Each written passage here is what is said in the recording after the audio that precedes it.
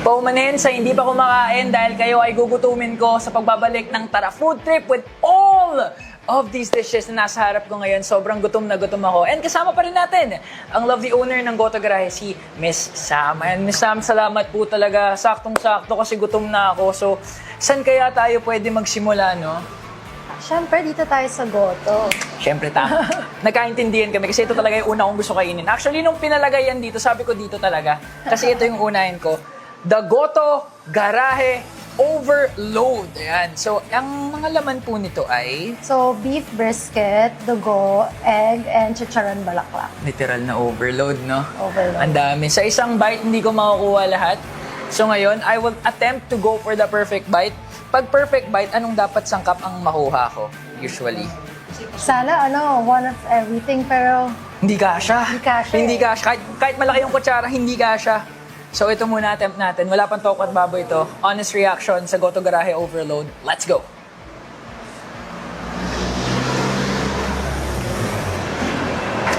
Sobrang sarap! Gusto ko pa!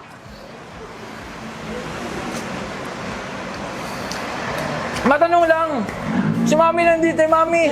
20 minutes na tong nandito, ba't ang init pa rin? Grabe, ang sarap! So, look at this, oh. Sa sobrang laki, tatakpan ko yung mukha ko. Ayan, hindi nyo ako makikita. Now you see me. Ang sarap! Pero ito, pati toko at baboy. Ito talaga. Gusto ko talaga malasahan to. Sorry po, kumakain na. Toko at baboy. Goto Overload.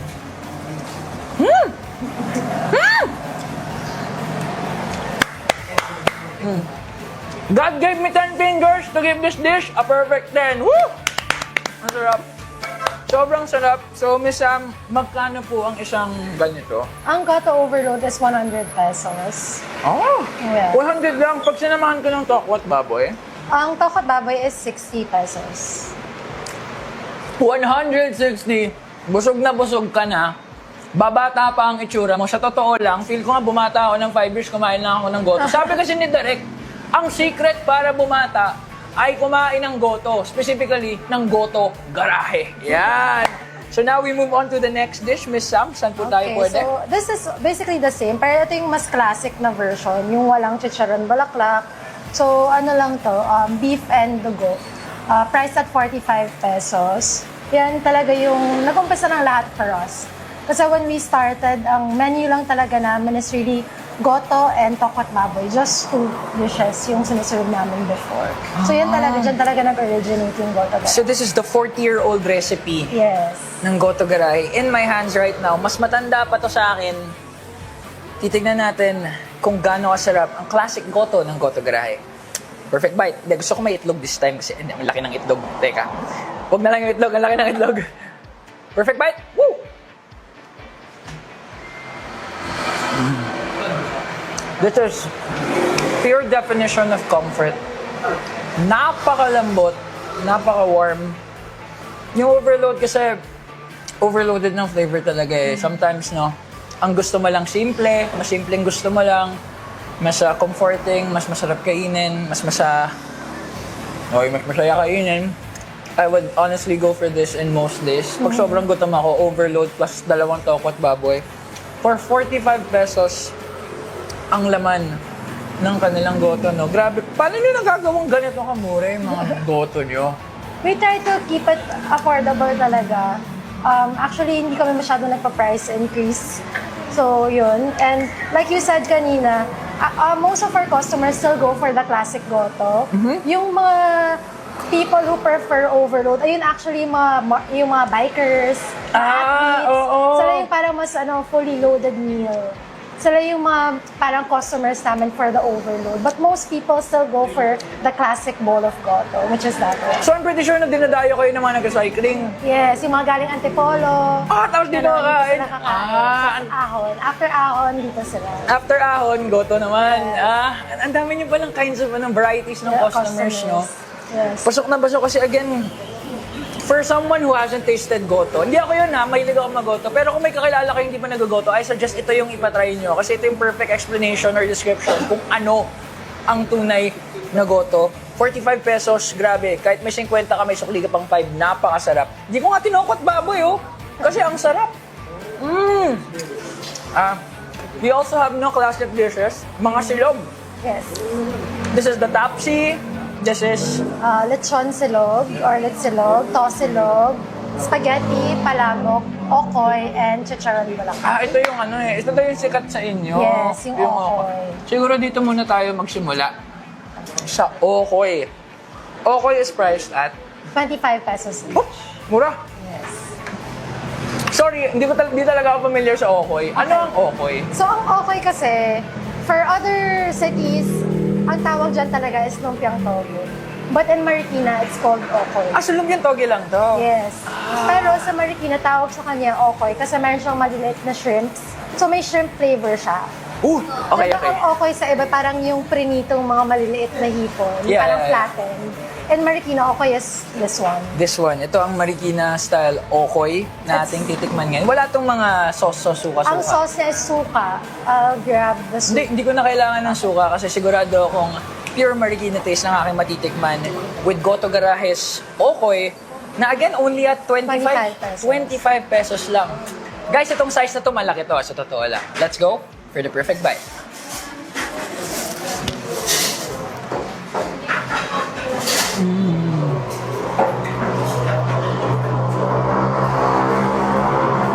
Partida, wala pang suka, sobrang sarap. Ang siksik. Really good. I love the texture. Ang lambot ng inside. Right amount of crunch on the outside. And I taste the shrimp. I taste everything. Literal na hindi mo kailangan ng suka when you eat the okoy of Goto Garahe. Ito siguro yung uubusin ko ngayon kasi sobrang sarap. Sorry ah. Cut muna mamaya. Kakainin ko muna to ah.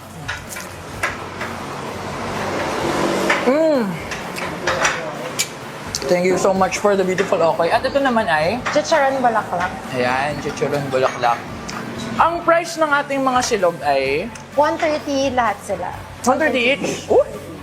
Napakasiksik nito ah. The tapa, the, ano to ulit? Let's silog. Letsilog, tas tocino, 130 each. Napakasulit. We also have spaghetti na Filipino style. Yes, So that Filipino means style. it's sweet. Sweet. Oh. And we also have palabok. Ito naman ay Chicharon the bulaklak. chicharon bulaklak. Taste test, let's go.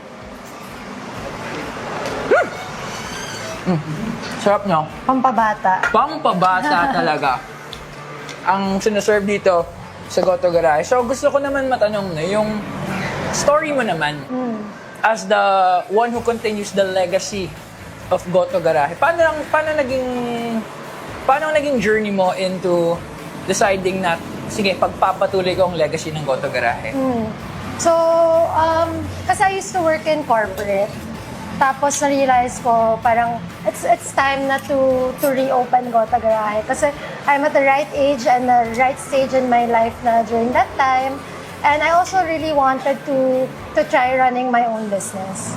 So, corporate has taught me a lot of things, especially being able to manage people, things like that. Tapos, I felt like I already had the right background to delve into business. Tapos, yun na nga, saktong-sakto kasi there was a demand for Goto Garahe to reopen. So, para sa hitting two birds with one stone, might as well, the business na i-continue ko would be the legacy of my grandparents.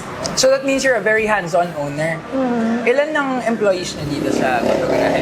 Currently, ang employees namin is 5, but I now work alongside my mom and my Tito Maki. So si Tito Maki actually yung talagang tinuruan ng lola ko ng recipes. Very hands-on siya sa pagturo. Not just the recipe of the goto, but even yung mga lutong bahay namin. Because we have a lutong bahay menu every lunch. So lahat din ng mga recipes na yun din yung na-pass down ng lola ko sa tito ko. So siya yung medyo head chef ngayon. Yes. Pero ikaw, do you also cook? I do. Bakit parang ganun yung Sure I ka? do. At least natuto na. Natuto na ako magluto. Kasi I've been hearing a lot of advice from people na you have to learn all aspects of the business. So yun talaga yung ginawa ko. Talagang from cashier to inside the kitchen to serving. Talagang inikot ko na yan lahat. So lahat dito na pagdaanan mo na. Yes. And I'm assuming lahat din, almost all ng customers, especially the regulars, kilala mo na din by Yes. name or at least by face. Yes. Oh, so that means you're always here every day. And I really try to make an effort to get to know the customers. Para yun na nga, para pag pupunta sila dito, alam ko yung pangalan nila. Kasi yun yung brand ng lola ko eh. Like, she really was close to all her customers.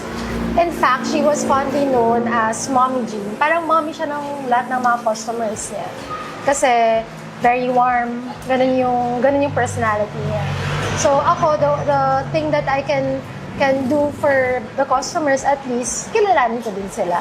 Para may ganong aspect pa din of parang relationship with the people who come here sa Goto Garahe. So grabe na, nag-continue yung nag-start through yung grandfather nyo. The legacy continued through you, and now yung family roots pa rin ay nandito pa rin kasi almost all family members mo ay involved Yes. sa pag-run ng Goto Garahe. So grabe mga ka-food trip, sa sobrang dami, hindi ko matikman lahat, hindi ko maubos. Medyo nabusog ako sa Goto na 45 pesos lang na hindi ko pa sinasama ng toko at baboy. Pero Miss Sam, no, again, thank you so much for having us here. Mamaya lamang kakainin ko to off-cam, pero para naman hindi na mainggit yung mga ka-food trip natin, paano ba kumain dito sa Goto Garahe? Yes, everyone, you can visit us here at Goto Garahe, San Roque, Marikina, located at 269 JP Rizal Street, San Roque, Marikina City. Kita-kita po tayo dito. Salamat po. How about deliveries for Goto Garahe? So currently, we're working on partnering with food delivery apps. So that's in the works right now. But we also cater to deliveries via their chosen carriers or riders. But in nearby areas, you can call us at 0927-898-3018 for deliveries within Marikina. Memorize pati yung number. How about catering naman? Meron din ba? Yes, we also cater in terms of mga food trays. So marami kaming mga party packages and it's customizable depende kung ano yung prefer ng customer. We can work on that with them. Ayan, so marami talagang ways kung paano matikman ang history, ang rich history ng Goto Garahe through deliveries, through dine-in, takeout, etc.